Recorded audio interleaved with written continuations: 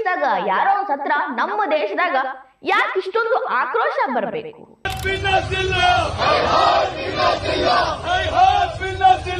ಪ್ರಿಯಾಂಕ್ ಖರ್ಗೆ ಅವರೇ, ಇದು ಪ್ರಚೋದನೆ ಅಲ್ವಾ ಪ್ರಚೋದನೆನ ನೀವ ಹೇಳ್ಬೇಕು. ಕರ್ನಾಟಕದಾಗ ಸಿಕ್ಕಲ್ಲಿ ಪ್ರತಿಭಟನೆ ಮಾಡಿದ್ರ ಅವರನ್ನು ಮಾತ್ರ ಕೇಳೋದಿಲ್ಲ.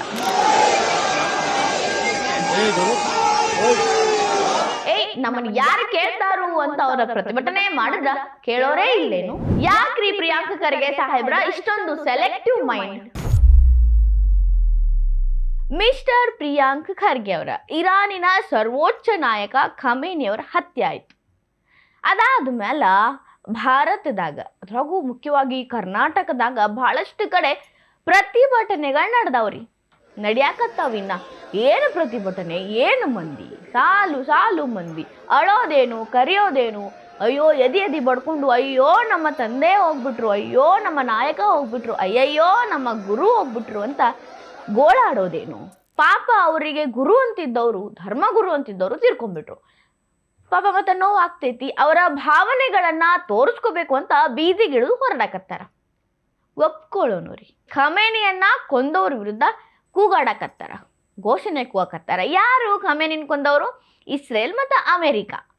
ಅವ್ರ ಮೇಲೆ ಇವ್ರ ಸಿಟ್ಟು, ಆಕ್ರೋಶ ಮುಗಿಲು ಮುಟ್ಟಾಕತ್ತೈತಿ. ಧಿಕ್ಕಾರ ಧಿಕ್ಕಾರ, ಇಸ್ರೇಲ್ ಅಮೆರಿಕಾಗ ಧಿಕ್ಕಾರ ಅನ್ನೋ ಘೋಷಣೆಗಳು ಬೇರೆ.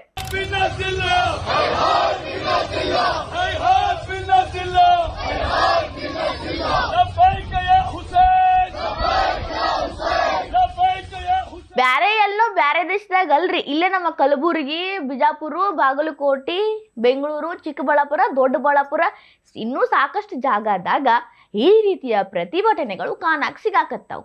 ಕರಿ ಫ್ಲಾಗ್, ಕರಿ ಅರಿಬಿ ಹಾಕೊಂಡು ಭಾಳ ದೊಡ್ಡ ಮಟ್ಟದಾಗ ಇವರು ಸ್ಟ್ರೈಕ್ ಮಾಡಕತ್ತಾರ್ರಿ. ನೀವೇನಾರ ಇವ್ರಿಗೆ ಪರ್ಮಿಷನ್ ಕೊಟ್ಟಿದ್ರೇನ್ರಿ? ಯಾಕಂದ್ರ ನೀವು ಯಾವಾಗ್ಲೂ ಪ್ರಚೋದನೆ ನೀಡುವಂಥ ಹೇಳಿಕೆಗಳು, ಪ್ರತಿಭಟನೆಗಳು, ಮಾತುಗಳು ಏನೇ ಇದ್ರೂ ಪಟ್ಟಣ ಧ್ವನಿ ಎತ್ತುತ್ತೀರಲ್ಲ. ಹಿಂಗಾಗಿ ಕೇಳ್ದೇರಿ, ಈಗಾಗಲೇ ನಿಮ್ಮ ಅಧಿನಾಯಕಿ ಸೋನಿಯಾ ಗಾಂಧಿಯವರು ಖಮೇನಿ ಸತ್ತಿದ್ದಕ್ಕಾಗಿ ಮೋದಿಯವರು ಟ್ವೀಟ್ ಮಾಡಿಲ್ಲ, ಮೋದಿಯವರು ಮಾತಾಡಿಲ್ಲ, ಮೋದಿಯವರು ಏನೂ ಅನ್ನಲಿಲ್ಲ ಅಂತ ಹೇಳಿಕೆ ಕೊಟ್ಟರು. ಇದೊಂದು ರೀತಿ ಪ್ರಚೋದನಾತ್ಮಕ ಹೇಳಿಕೆ ಅನ್ನಿಸ್ಕೋತೈತ್ರಿ. ಯಾಕೆ ಹೇಳ್ರಿ?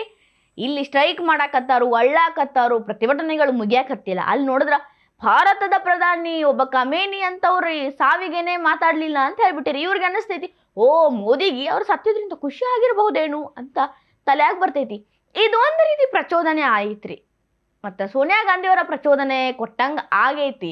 ಇಲ್ಲಿ ನೋಡಿದ್ರೆ ಇವರು ಪ್ರತಿಭಟನೆ ಮಾಡ್ಕೋತ ಏನೋ ಒಂದು ಪ್ರಚೋದನೆ ಕೊಡಾಕತ್ತಾರ.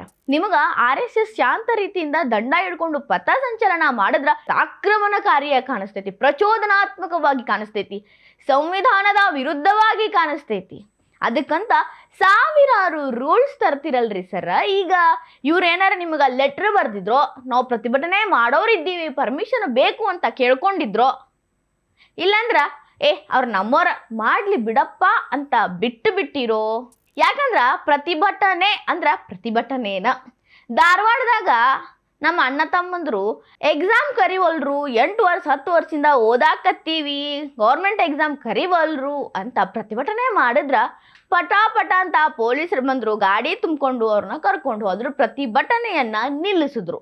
1 ದಿನ 1.5-2 ದಿನದಾಗ ಪ್ರತಿಭಟನೆ ಅಳಿಸಾಕಿದ್ರು. ಬಟ್ ಖಮೇನಿ ಸತ್ತ ದಿನದಿಂದ ಇವತ್ತಿನ ತನಕ ಪ್ರತಿಭಟನೆಗಳು ಜಾರಿ ಇದ್ದಾವ ಅಂದ್ರ ಯಾಕೆ ಯಾರು ಏನು ಆಕ್ಷನ್ ತಗೋವಲ್ರು? ಪೊಲೀಸರು ಆಯ್ತು ಬಿಡಪ್ಪ, ಬಂದ್ರು, ನಿಲ್ಲಿಸಿದ್ರು, ಕಳಿಸಿದ್ರು. ಪೊಲೀಸರು ಅವ್ರದ್ದು ಕೆಲಸ ಅವ್ರು ಮಾಡಿದ್ರು. ಬಟ್ ಈ ವಿಷಯವಾಗಿ ನಿಮ್ಮ ಅಭಿಪ್ರಾಯ, ನಿಮ್ಮ ಮಾತು, ನಿಮ್ಮ ರಿಯಾಕ್ಷನ್ ಅಂದ್ರ ಪ್ರತಿಕ್ರಿಯೆ ಯಾಕೆ ಸಿಗಾಕತ್ತಿಲ್ಲ? ನಾ ಯಾಕೆ ಕೇಳಾಕತ್ತೀನಿ ಅಂದ್ರ ಪ್ರಚೋದನೆ ನೀಡೋ ಅಂಥವು ಯಾವೇ ನಡೆದ್ರು ಅದರ ವಿರೋಧವಾಗಿ ನೀವು ಮಾತಾಡ್ತಿರಲ್ರಿ. ಈಗ ಯಾಕೆ ಮಾತಾಡತ್ತಿಲ್ಲ ಅಂತ ನನಗೂ ಶಾಕ್ ಆಗಿ ನಾ ಕೇಳಾಕತ್ತೇನೆ. ಈ ರೀತಿ ನಡ್ಕೊಳ್ಳೋದ್ರಿಂದ ಬಿಡಪ್ಪ, ಅವ್ರನ್ನ ಹೇಳೋರಿಲ್ಲ, ಕೇಳೋರಿಲ್ಲ, ಅವರೆಲ್ಲ ಕಾಂಗ್ರೆಸ್ನ ದತ್ತು ಪುತ್ರರು ಅನ್ನೋ ಹಂಗಾಗಿಬಿಟ್ಟೈತಿ ಅಂತ ಮಂದಿ ಮಾತಾಡಕತ್ತಾರ. ಮಂದಿ ಬಾಯಿ ಮುಚ್ಚಿಸ್ಬೇಕಂದ್ರೆ ಇದ್ರ ಬಗ್ಗೆ ನೀವೇನಾದ್ರು ರಿಯಾಕ್ಟ್ ಮಾಡ್ಬೇಕಲ್ರಿ. ಒಂದು, ಅವ್ರು ನಮ್ಮವರು, ಅವ್ರು ಏನು ಮಾಡಿದ್ರು ನಡೀತೈತಿ ಅಂತ ಹೇಳ್ರಿ. ಇಲ್ಲ ಅಂದ್ರೆ ಖಮೇನಿ ಕೂಡ ನಿಮಗೆ ಸಂಬಂಧಪಟ್ಟವರು, ಪರವಾಗಿಲ್ಲ ಮಾಡಲಿ ಅಂತ ಹೇಳ್ರಿ.